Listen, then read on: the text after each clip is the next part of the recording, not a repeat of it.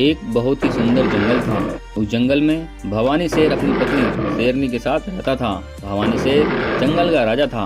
भवानी शेर के राज्य में जंगल के सभी जानवर बहुत खुश थे, क्योंकि भवानी शेर बहुत ही दयालु था। धीरे धीरे समय बीतता रहता है।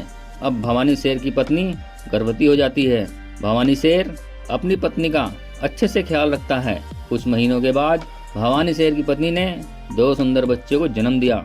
दोनों ही बच्चे बहुत ही सुंदर थे। बच्चों को देख भवानी शेर बहुत ही खुश होता है और बोलता है, अरे शेरनी, हमारे बच्चे तो बहुत ही सुंदर हैं। हमें इन बच्चों की अच्छे से देखभाल करनी होगी। बड़े होकर ये बच्चे भी मेरी तरह एक शक्तिशाली शेर बनेंगे। सही कह रहे हो जी, हमें अपने बच्चों की अच्छे से देखभाल करनी होगी और जंगल के दुष्ट जानवरों से बचाकर रखना होगा। अरे शेरनी, तुम चिंता मत करो। जंगल के किसी भी जानवर में इतनी हिम्मत नहीं है कि वो मेरा सामना कर सकें। अगर जंगल के किसी जानवर ने मेरे बच्चों के चोट पहुंचाने की कोशिश करी या सोचा तो मैं उसे नहीं छोड़ूंगा। अब भवानी शेर रोज अपने बच्चों के लिए भोजन लेकर आता और सभी साथ मिलकर भोजन करते। भवानी शेर अपने परिवार के साथ बहुत ही खुश था। भवानी शेर के बच्चे धीरे धीरे बड़े होने लगते हैं।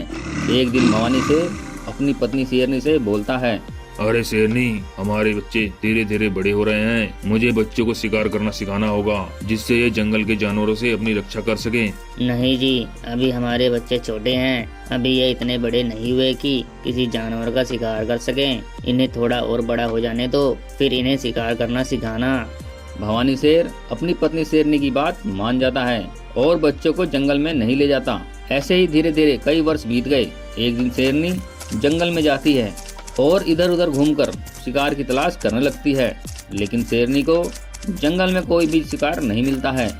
शेरनी शिकार की तलाश में जंगल में और आगे जाती है। शेरनी जंगल में घूमते घूमते थक जाती है। तभी शेरनी का पैर एक सांप के ऊपर पड़ जाता है। सांप तुरंत ही शेरनी के पैर में काट लेता है।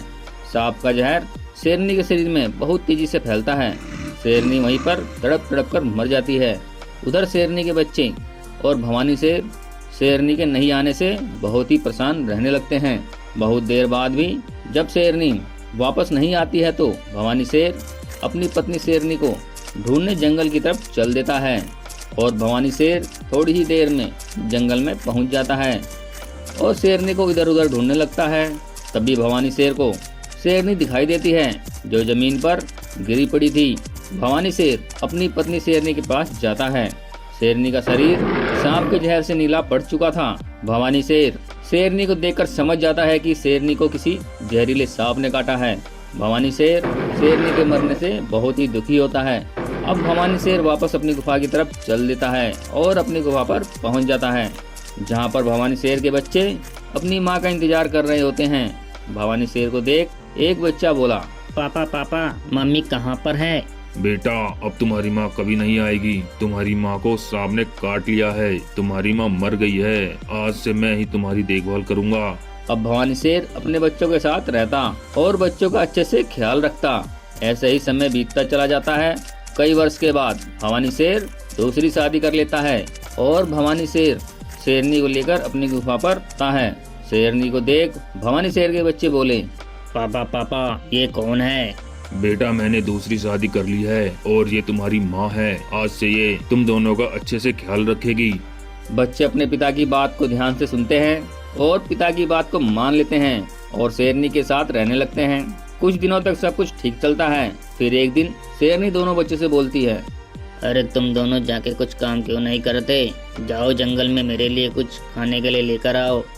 शेरनी की बात सुनकर दोनों बच्चे जंगल की तरफ चल देते हैं और थोड़ी ही देर में दोनों भाई जंगल में पहुंच जाते हैं। दोनों भाई जंगल में शिकार की तलाश करने लगते हैं। बहुत देर घूमने के बाद भी दोनों भाइयों को शिकार नहीं मिलता है। अब दोनों भाई अपनी गुफा पर आ जाते हैं। दोनों भाई को देखकर शेरनी बोली, अरे तुम दोनों खाली क्यों आ गए?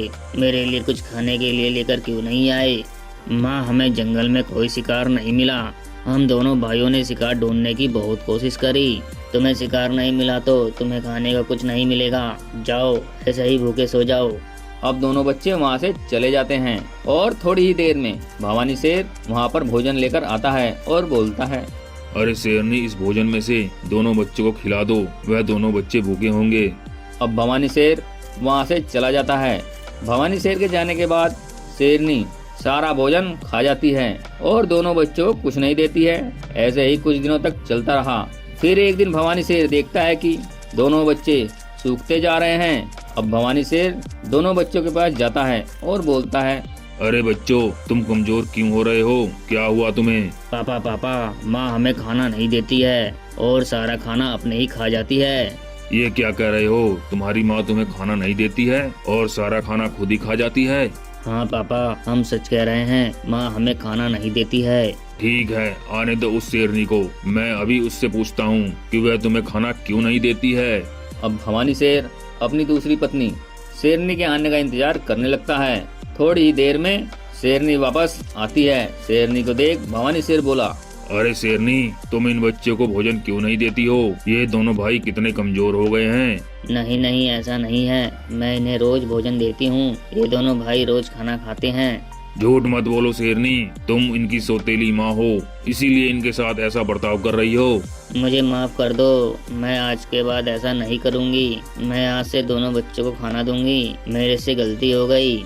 अरे शेरनी, तुम्हारा ये काम माफी के लायक नहीं है। जाओ, चली जाओ यहाँ से, नहीं तो मैं तुम्हें मार दूंगा। जाओ, चली जाओ यहाँ से। चली जाती है और भवानी शेर अपने दोनों बच्चों के साथ खुशी खुशी रहने लगता है। जंगल में एक गोल्डन डायनासोर रहता था, जो जंगल का राजा था। गोल्डन डायनासोर बहुत ही ताकतवर था। जंगल के सभी जानवर अपने राजा का बहुत ही सम्मान करते, क्योंकि जंगल का राजा गोल्डन डायनासोर जंगल के सभी जानवरों की मदद करता और उनकी रक्षा करता। एक दिन उस जंगल में एक खतरनाक डायनासोर आता है और वह जंगल के जानवरों को भगा भगा कर मारने लगता है और बोलता है, अरे रुको, कहाँ तक भाग के जाओगे?